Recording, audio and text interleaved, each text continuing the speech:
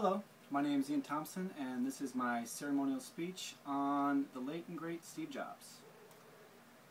Stephen Jobs, the visionary in the black turtleneck who co-founded Apple Computers in a Silicon Valley garage, built it into the world's leading tech company and led a mobile computing revolution with widely popular devices such as the iPhone, iPod, and iPad. How many of you either have one of these devices or know somebody that does?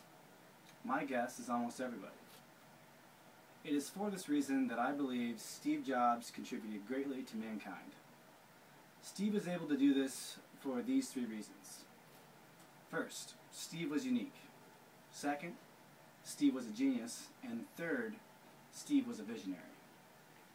Steve Jobs was a man who saw things differently. He made the most complex devices simple and saw the true beauty in its simplicity. The first thing I would like people to know about Steve Jobs is simply that he was unique.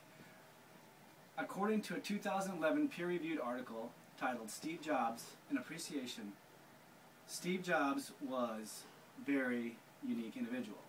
Early on in his life, he stood out from the rest of the crowd.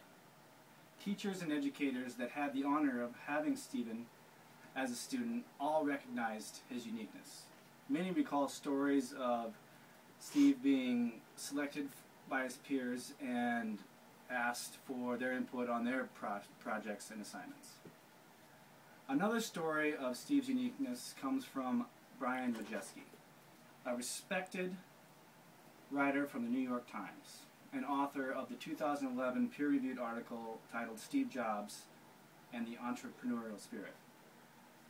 In this article, Brian retells the story of Jobs in 1974 when he traveled to India and discovered the art of Zen.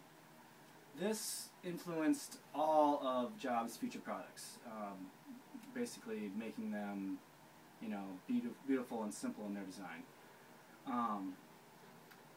Now that I've explained how Steve was unique, let me explain my second point, which is Steve was a genius. In a peer-reviewed article titled The Final Cut, the author examines particular decisions in Jobs' life that were vital in his success. This article explained how it took a genius, such as Jobs, to make great decisions, such as the addition of the roller mouse to make personal computers more user-friendly. Before that, commands had to be typed in manually and executed. Another vital source when recognizing the genius of Jobs would be the Apple website. On the site, you can discover all of Steve's contributions. The list is long, which of course includes the iPod, iPhone, iMac, and iPad. You can view thousands of personal testimonials of consumers recognizing the pure genius of the man behind these great products.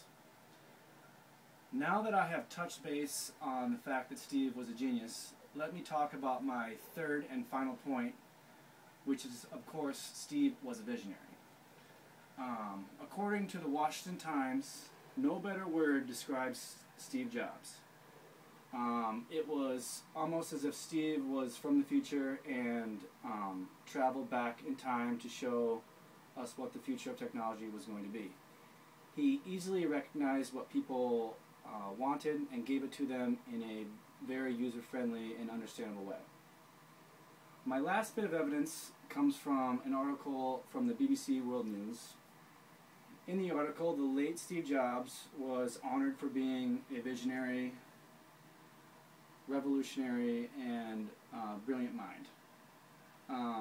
He revolutionized the music industry with the advent of the iPod and brought beauty into what was before ugly and often dorky computer design. Now that I've explained how Jobs was a visionary, I will review all three of my points in support of my claim that Steve Jobs contributed greatly to mankind. Steve Jobs will be remembered for his bold, innovative moves and contributions to mankind. His impact to the personal computer industry, music industry, and mobile communication industry will forever stand the test of time, and will be placed in the history books as one of, if not the greatest minds of this particular point in history. So once again, Steve Jobs contributed greatly to mankind, and I hope all remember Steve for these 3 reasons. Steve was unique, Steve was a genius, and Steve was a visionary. Thank you, and have a nice day.